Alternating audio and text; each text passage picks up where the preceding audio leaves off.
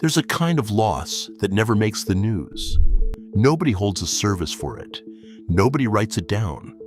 It's smaller than that and quieter. It's a candy bar you loved when you were 10 years old. The one you bought with a nickel you'd been holding all afternoon. And then one day, sometime in the 70s, sometime in the 80s, you reached for it, and the rack didn't have it anymore. Nobody announced it. Nobody asked you. It was just gone, and the world moved on without it. If you grew up in America in the 1950s, 60s, or 70s, you remember the rack, the corner drugstore, the 5 and dime, the glass case at the general store where you pressed your nose against the top and pointed. A nickel went a long way, and the choice felt enormous. You knew every wrapper by heart. You had your one, the one you got every time.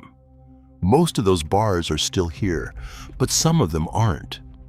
Today we're counting down 10 candy bars that millions of American kids grew up on. 10 that simply vanished from the shelves, and the real reasons they went away. Not the famous survivors, the ones that didn't make it. Let's start the countdown. Number 10, the Summit Bar. If you came up in the late 70s, this one was a revelation. 2 crisp wafer sticks, a layer of peanut butter, whole peanuts, and milk chocolate over the top. It was Mars's answer to the wafer bar craze, and for a few years, it was everywhere. But the Summit had a weakness. It couldn't take the heat. Leave one in your pocket on a summer afternoon, and you had a problem. The old-timers who remember it will tell you the only right way to eat a Summit was straight out of the freezer. By the early 80s, it was gone. A good bar that simply melted out of the market. Number 9, the Bun Bar. This one goes back furthest of all the way to the 1920s, which means for a lot of you, it wasn't just your candy bar, it was your father's. A round little mound of caramel and nuts over a chocolate and peanut center, and it came in flavors, vanilla, maple, and caramel. It hung on for decades, a quiet fixture of the candy case, until it slipped out of the mainstream aisles in the late 70s. A version still turns up in specialty shops now and then, but the Bun Bar you'd find at any counter in America, that one faded away. Number 8, the Rally Bar. Hershey made this one in the 1970s, and they gave it one of the best slogans in the business. They called it the crowded candy bar because they packed it full of caramel, fudge, and roasted peanuts, all covered in milk chocolate, and sold it for 15 cents. It was a lot of candy for the money. But the candy aisle in the 70s was a crowded place in its own right, and the Rally never broke out from the shadow of Hershey's bigger names. As shelf space got tighter, it quietly disappeared. It came back for a brief moment years later, then vanished again. Number 7, Choco'Lite. Nestle rolled this one out in 1972, right when everything wanted to be light, and the Choco'Lite delivered on the name in a way no other bar did. It was aerated, full of tiny air pockets, with little bits of crisp chocolate folded in. Bite into it, and it almost dissolved. There was nothing else quite like that texture on the rack. People loved the novelty of it, but novelty is a hard thing to hold on to. And by the 1980s, the Choco'Lite was gone from American shelves. Ask anyone who had one. They still remember the way it felt more than the way it tasted. Number 6, the Caravelle. Peter Paul introduced this one in 1965 to go up against the bigger caramel and crisp bars, and plenty of people who ate it will tell you, flatly, that it was better. Smooth caramel, crisped rice, milk chocolate, softer and less sweet than its competition. And to a certain kind of candy lover, just about perfect. It had a good run of more than a decade. And then in 1978, Peter Paul merged with Cadbury Schweppes.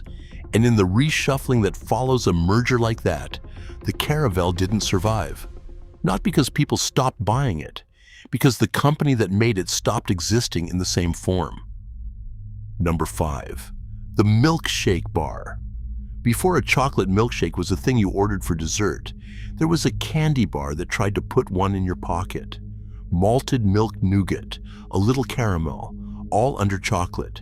It was built to taste like a malted, back when the malt shop was the center of a kid's whole social world.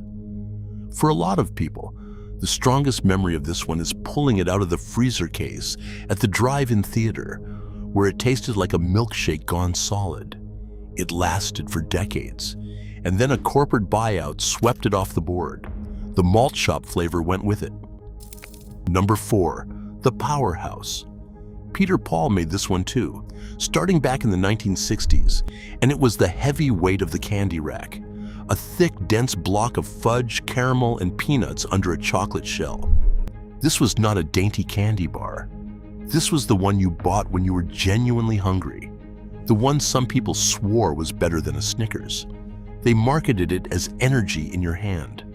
But by the mid-'80s, tastes had shifted.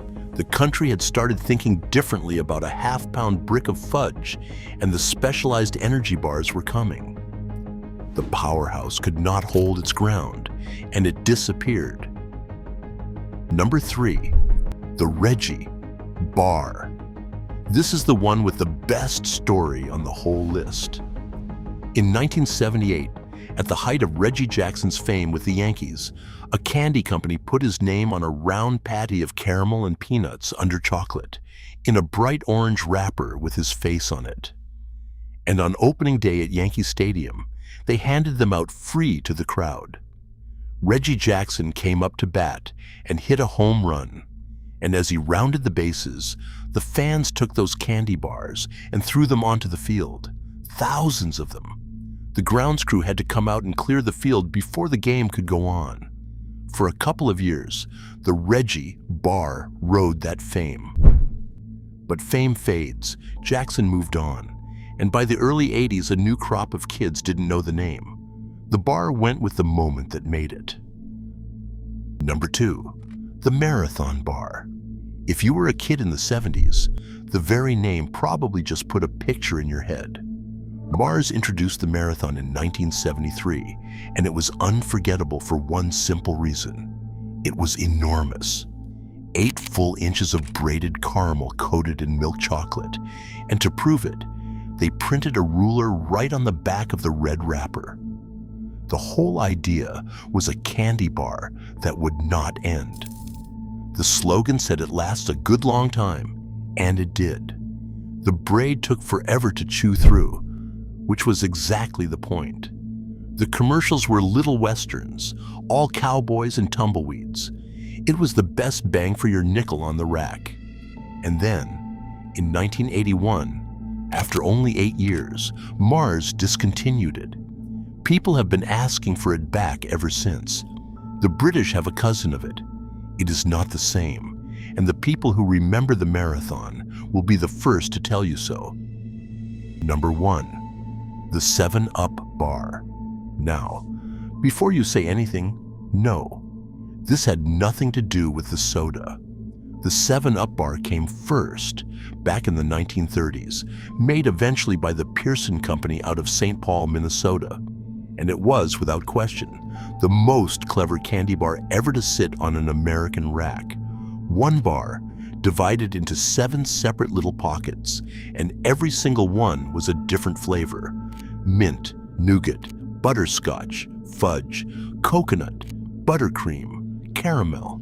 7 small candy bars in one wrapper. When you could not make up your mind at the counter, the 7-Up Bar made up your mind for you. It gave you everything. For generations, it was the one you remembered. And then in 1979, it disappeared. Part of it was a fight over the name with the company that made the soda. And part of it was simpler than that. In a decade of rising costs, a bar with 7 different fillings was just too expensive to keep making. 7 separate flavors, 7 separate processes, all for 1 nickel candy bar. The math stopped working, and the most inventive candy bar America ever made quietly left the shelf and never came back. So there they are. 10 candy bars that a whole generation of American kids grew up on, and that the generation after never got to taste. And here's the thing about all of them. They weren't just candy. They were a specific afternoon, a specific nickel, a specific walk home from school, and a specific rack you knew by heart, in a store that probably isn't there anymore either. Nothing they sell today will ever quite take you back to that.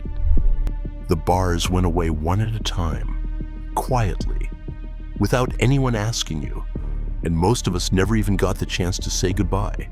So I'll ask you, which one of these did you grow up with? Which one was your bar, the one you got every time?